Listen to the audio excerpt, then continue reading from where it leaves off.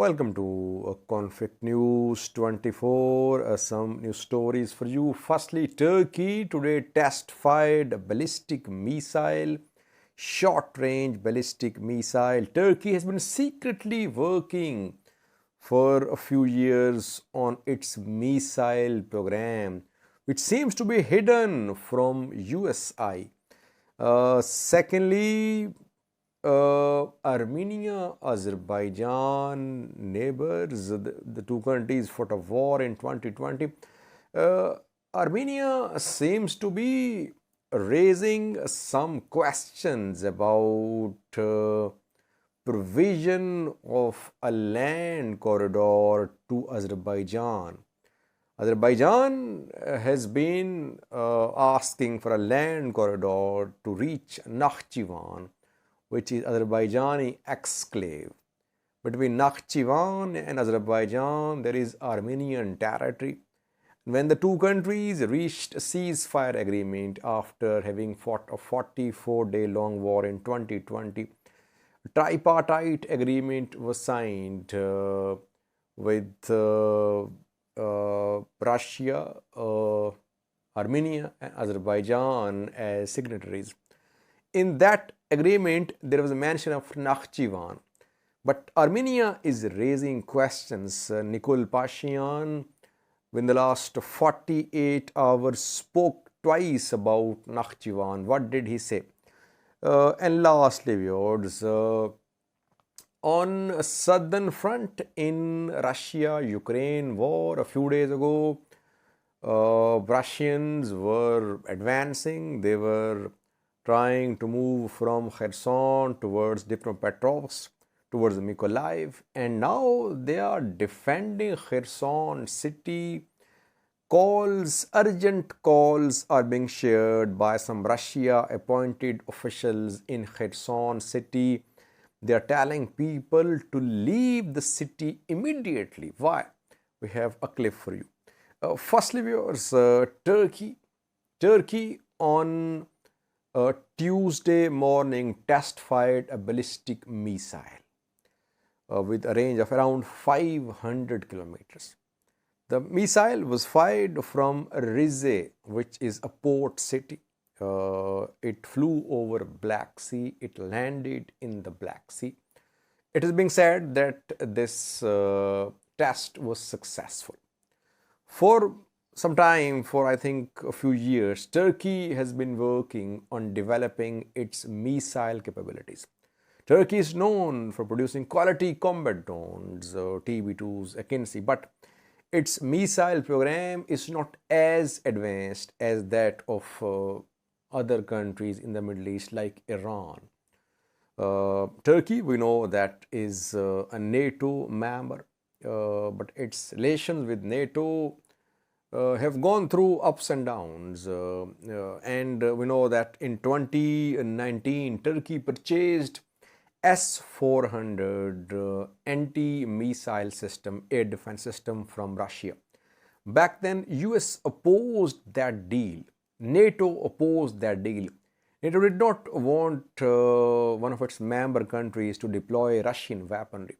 Despite opposition from the US, Turkey bought S-400 from Russia, and Turkey-Russia defense cooperation increased. It is being said that two countries might have played a role in helping Turkey develop this short-range ballistic missile, either Russia or Pakistan. Pakistan does have advanced missile capabilities. Pakistani missiles are nuclear capable missiles, and Turkey-Pakistan relations are very friendly. So either from Pakistan or from Russia, Turkey received this support for manufacturing this ballistic missile. Its name is a Typhoon. US obviously did not support Turkey for this missile manufacturing. In fact, US removed Turkey from F-35 fighter jet program when Turkey bought S-400 air defense system from Russia. So Turkey is obviously now working to develop its missile program. Roketsan is a Turkish defense equipment manufacturing company. This company manufactures munition for Turkish TB2 drones as well. MAML and other munitions for Turkish TB2s are manufactured by Roketsan. And the munitions are very precise, laser guided, very precise. This company, Roketsan, reportedly manufactured this Typhoon short-range ballistic missile, which Turkey test fired today from Rize city over the Black Sea. The test firing, this experiment, could be a matter of concern for Greece, which is Turkey's neighbor, and Turkey, Greece have been involved in several disputes, including their maritime borders, including flow of migrants from Turkey to Europe through Greece, and some other issues too. Some Middle Eastern countries like UAE and perhaps Saudi Arabia could be concerned as well. Iranian missile program is much more advanced than a Turkish missile program. Turkey is starting to produce long range, not long range, short range missiles. So this is Turkey's most advanced missile locally manufactured so far, with a range of around 564 kilometer range. Secondly, viewers, Armenia-Azerbaijan fought a war in 2020. Then they reached an agreement, ceasefire agreement, signed in Russia. Russia facilitated the ceasefire back then. Back then, we heard that Armenia agreed to allow Azerbaijan to connect with Azerbaijani exclave Nakhchivan. Nakhchivan shares border with Armenia and Turkey, not with Azerbaijan. Azerbaijan wanted a land route through Armenia to connect with Nakhchivan. And that was agreed reportedly in that tripartite agreement signed after 44-day long war in 2020. Now, Nikol Pashinyan, Armenian Prime Minister, is raising questions. Armenian PM yesterday spoke about Nakhchivan today as well. He said there is no mention of any corridor for Nakhchivan in the agreement signed in 2020. Only one corridor is mentioned, and that is Lachen corridor, which connects Nagorno-Karabakh with other areas surrounding Nagorno-Karabakh. And secondly, he said that yes, Azerbaijan can connect with Nakhchivan through Armenia, but it can only happen after agreement, new agreement between Azerbaijan and Armenia. He further said, why should Armenia spend money on building roads between Azerbaijan and Nakhchivan? So Azerbaijan should contribute as well. It should reach an agreement. It should talk to Armenia. This matter could be reason of another escalation.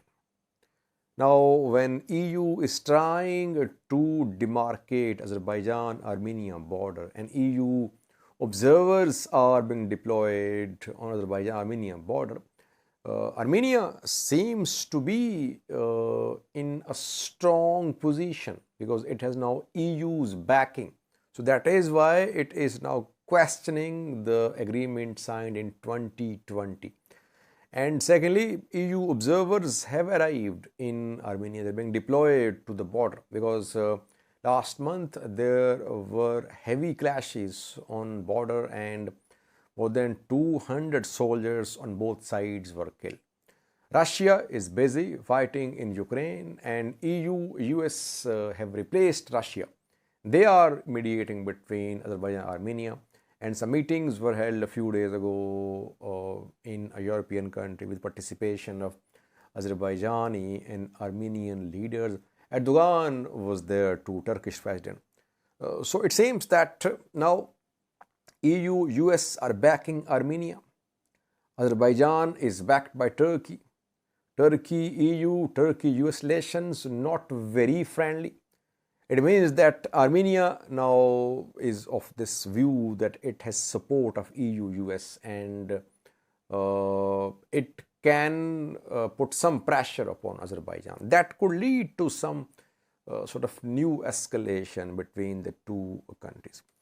Lastly, viewers, Russian forces were advancing on southern front a few weeks ago. They were threatening to enter Dnipropetrovsk from Kherson. They were advancing into Mykolaiv from Kherson, but now they're defending Kherson city. Messages are being shared, calls are being shared by Russian officials deployed in Kherson city of Ukraine. The messages are for the residents of Kherson. Local officials are telling the residents to leave Kherson city immediately. They say there could be counteroffensive from Ukraine on Kherson city, not on Kherson Oblast, Kherson city. And Russians, allied forces would try their best to defend the city. So that is why locals, residents must leave the city. So it means that Russians are on the defensive.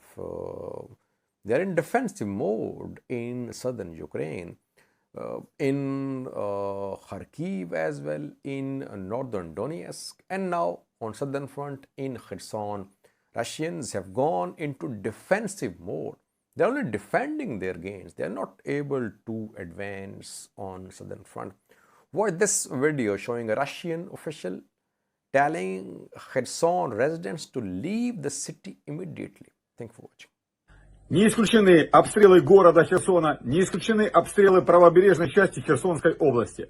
2 недели мы настоятельно рекомендуем покинуть правобережную часть Херсонской области и воспринять их как максимально быстрая эвакуация. Город сдавать мы не собираемся, будем стоять до конца.